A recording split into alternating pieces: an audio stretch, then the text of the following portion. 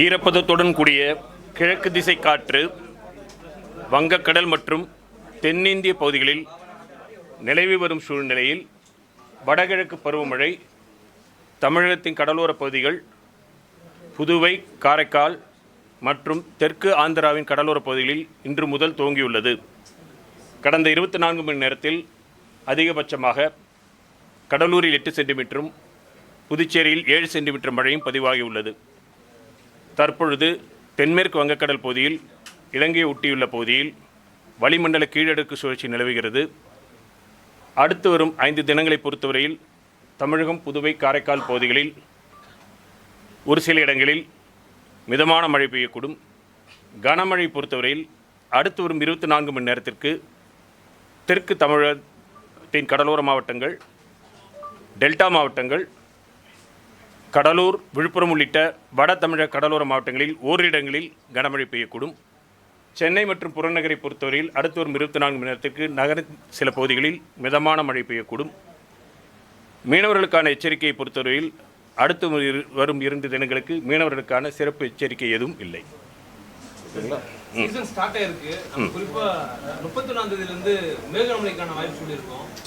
அது எப்படி இருக்கும் சார்? நார்த் டிஸ்ட்ரிக்ட்ஸ் சொல்லும்போது சென்னையில் இன்க்ளூட் ஆகும். அதாவது தற்பொழுது நிலவரப்படி பார்த்தீங்கன்னா நமக்கு இப்போ அந்த வளிமண்டல கீழடுக்கு சுழற்சி இலங்கை தென்மேற்கு வங்கக்கடல் பகுதியில் இலங்கையை ஒட்டி நிலவுகிறது.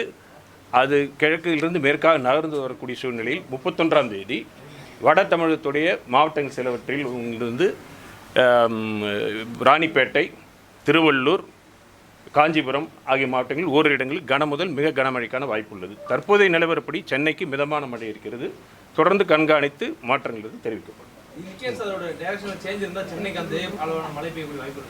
இது மேலடுக்கு சுழற்சி தானே. மேலடுக்கு சுழற்சி அதனுடைய திசை, அதனுடைய காற்றினுடைய ஈரப்பதத்துடைய அளவு, காற்றின் வேகம் குவிதல் இதெல்லாம் பொறுத்து தான் மாற்றும்.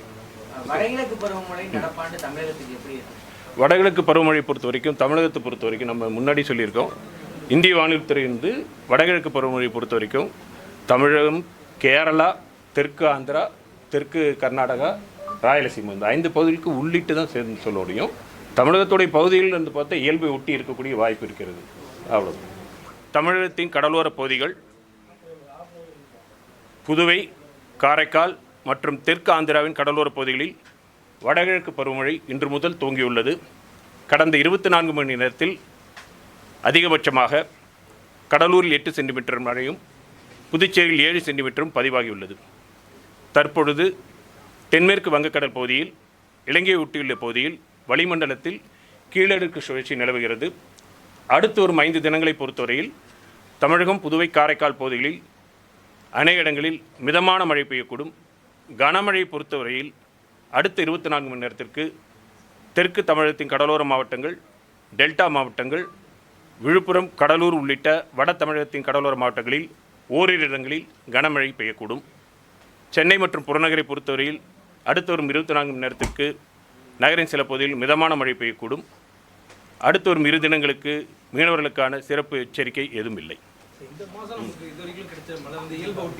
ஆமாம் ஆமாம். இல்லை, 31ஆம் தேதி அடுத்த மாதத்திற்கான வானிலை முன்னறிவிப்பு வெளியிடப்படும். 31ஆம் தேதி.